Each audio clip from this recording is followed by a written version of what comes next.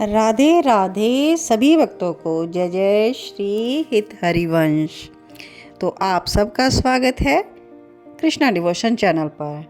और आप सभी को पता है कि माघ मास में हम प्रभु की अमृतमयी लीलामयी पुण्यमयी कथा श्रवण कर रहे हैं और हम पहुंच चुके हैं अध्याय 23वें तक।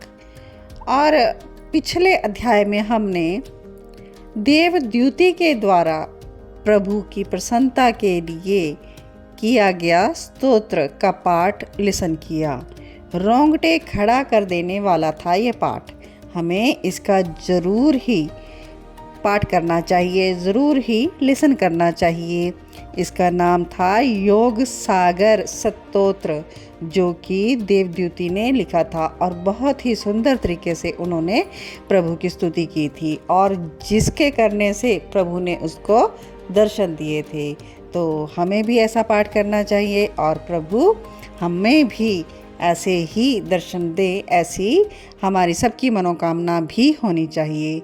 जो दुनिया के जितने समस्त पदार्थ हैं उनकी कामना करना यह व्यर्थ है, क्योंकि दुनिया का जितना भी भोग ऐश्वर्य सामग्री है ये यहीं पड़ी रह जाएगी।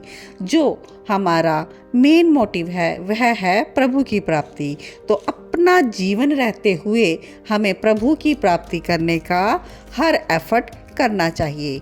तो इसी के लिए हम प्रभु की भक्ति करते हैं और भक्ति में हमें क्या करना चाहिए और क्या नहीं, व्हाट टू डू और व्हाट टू नॉट डू, तो यह सब जानना बहुत ज़रूरी है। तो इन्हीं सब बातों को कौन बताता है?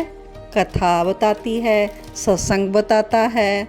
और कथा से ही हमारा जो मन है यह सीधा हो जाता है। जिस प्रकार बालक को अगर स्कूल भेजा जाए तभी वह डिसिप्लिन सीखता है। घर में चाहे आप उसको जितना शिष्टाचार दें, लेकिन बहुत सी नेसेसरी थिंग्स कहाँ से सीखता है?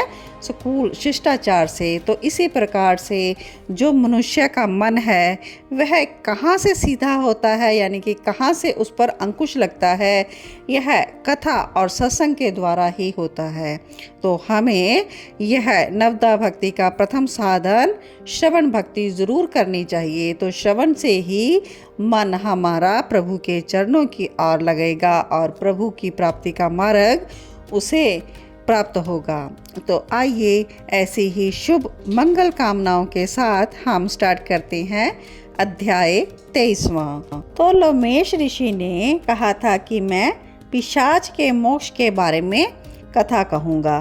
तो आज लोमेश ऋषि बता रहे हैं कि जिस पिशाच को उस वन में जिसने मुक्त किया था वह पूर्व जन्म में द्राविड़ नगर का राजा था। चंद्रवंश में उत्पन्न वह राजा अत्यंत शूरवीर, पराक्रमी और सत्यपरायण था। वह पुरोहितों को आगे करके शुभ कर्म किया करता था। वह दक्षिणी समुद्र के किनारे पर स्थित प्रजा का पालन करता था। उसका कोष स्वर्ण तथा रत्नों से भरा था। उसके पास अनेक हाथी, घोड़े आदि थे। वह 1000 स्त्रियों के मध्य क्रीड़ा करता था। उसने अनेक यज्ञ भी किए थे और नित्य प्रति दान दक्षिणा भी दिया करता था। आतिथ्य सत्कार और अस्त्र शस्त्र में भी निपुण था। वह ब्रह्म विद्या भी जानता था। ब्रह्मा, विष्णु, महेश, सूर्यदेव में उसकी समान रूप से भक्ति थी और स्त्रियों से घिरा हुआ वह बगीचों में रमण करता था। और एक बार वह कौतूहलवश जटिल मंदिर में गया। वहाँ वेद विहीन भस्म लगाए जटिल पखंडियों से उस राजा की मुलाकात हो गई। तो पखंडियों ने क्या कहा राजन से कि शैव धर्म की महिमा सुन लो। पखंडी थे तो क्या शैव धर्म की महिमा सुनाते, लेकिन राजा को अपने वश में करने के लिए उन्होंने कहा कि इस धर्म के प्रभाव से मनुष्य पाप को काट कर मुक्त हो जाता है और सब मतों में शैव मत ही मुक्ति देने वाला है। शिव जी की आज्ञा के बिना दान, यज्ञ, तप कुछ भी नहीं लगता। शिव का सेवक होकर केवल जटा धारण करने और भस्म लेपन करने से ही मनुष्य मुक्त हो जाता है। और शूद्र वर्ण के शैव भी पूजनीय हैं। विश्वामित्र क्षत्रिय होकर तप से ही ब्राह्मण हो गए थे और बटमार वाल्मीकि तपस्या से अग्रगण्य हुए थे। अतः शिव पूजन में किसी बात का विचार नहीं होता। तप से ब्रह्म तप प्राप्त होता है, जन्म से नहीं। इस कारण शैव का दर्शन ही उत्तम है। शिव के अतिरिक्त अन्य किसी देव की पूजा ना करो। शिव तपस्वी को विष्णु का भी त्याग कर देना चाहिए। विष्णु के दर्शन से शिव द्रोह पैदा होता है और शिव के द्रोह से नरक आदि मिलते हैं। अतः भव सागर से पार होने के लिए विष्णु का नाम नहीं लेना चाहिए और निशंक होकर जो तपस्वी शिव से प्रेम करता है वह कैलाश में वास करता है। तो इन पखंडियों ने इस प्रकार राजा चित्ररथ को उपदेश दे दिया कि शैव धर्म ही सबसे बेस्ट है और इस धर्म के पालन से तो कैलाश पर भी वास मिल जाता है और इनका कभी भी नाश नहीं होता। तो वशिष्ठ जी क्या कहते हैं कि उन पखंडियों के ऐसे वचनों को सुनकर राजा तो मोह में आकर उसका जो दिमाग था ठिठक गया। अब तो वह ब्राह्मणों की भी निंदा करने लगा और उसने अपने घर के अग्निहोत्र की अग्नि भी बुझाकर सब धार्मिक कार्य बंद कर दिए और विष्णु की निंदा और वैष्णवों से भी द्वेष करने लगा। और क्या कहता है, कहाँ है विष्णु, कहाँ देखा जाता है, कहाँ रहता है, किसने देखा है? जो नारायण का भजन करते हैं उनको दुख देता। पखंडियों का मत ग्रहण कर लिया उस राजा ने, उसका माइंड डाइवर्ट हो गया। राजा वेद, वैदिक धर्म, व्रत, दान तथा दानियों को नहीं मानता था और अन्याय से दंड देता था तथा सर्वदा भय और क्रोध से भरा रहता था और हजारों स्त्रियों से घिरा काम क्रीड़ा में रत रहता था। गुरु और पुरोहितों के कहे हुए वचनों को नहीं मानता था, बस पखंडियों की बात ही वह मान बैठा। उनको ही उसने अनेक गांव, हाथी, घोड़े, रतन, आभूषण उन पर ही लौटा दिए। अब तो बस भस्म लगाए और मस्तक पर जटा धारण किए रहता। जो कोई विष्णु का नाम स्मरण करेगा और उसकी मूर्ति का पूजन करेगा, दर्शन करेगा, अनाउंसमेंट कर दी कि उसका वध कर दिया जाएगा। और उसकी इस घोषणा से तो अनेक ब्राह्मण और वैष्णव उस देश को ही छोड़कर दूसरे देशों को चले गए। जो कुछ लोग बच गए वो जटाधारी होकर त्रिपुंड लगाने लगे और जीविका से दुखी होकर क्या खाने लगे, वृक्षों के पत्ते इत्यादि। उस नगर में यज्ञ, पितरों का तर्पण, देवता, भगवान हरि का पूजन सब बंद हो गया। राजा प्रजा सभी विष्णु से द्वेष करने लगे।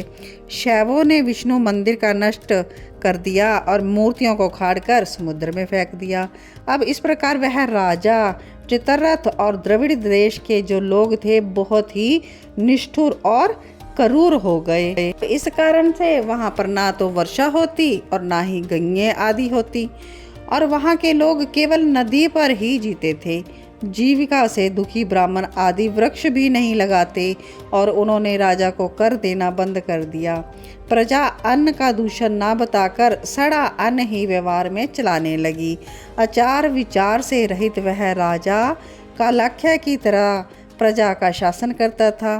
अब इतना कुछ होने के बाद अंत में राजा की मृत्यु हो गई तो उसकी अंत्येष्टि आदि जो क्रिया थी वो भी वेद विधि से नहीं की गई। तब यमदूत उसे राजा को लोहे की कीलों वाले मार्ग से लेके गए। अत्यंत कष्ट उसने सहे और जहाँ पर वृक्षों की छाया नहीं थी वो मार्ग से गया। वो अग्नि की ज्वाला से परिपूर्ण था। वहाँ पर लोहे के डंडे और मुदगरों से उसके पीटते हुए लेकर जा रहे थे। मार्ग में बड़ी बड़ी दाढ़ों वाले भेड़िए, डरावने कुत्ते उसे काटते थे। इस प्रकार दूसरे पापी मनुष्यों की हाहाकार सुनता हुआ वह यमलोक में पहुंचा। तो यहाँ तक तो अध्याय 23वें की कथा है, लेकिन इसके आगे क्या होता है, राजा की क्या गति होती है, यह हम अध्याय 24 में लिसन करेंगे। तो आप सभी जुड़े रहें कृष्णा डिवोशन चैनल के साथ। आप सभी को जय श्री कृष्णा। ओम नमो भगवते वासुदेवाय।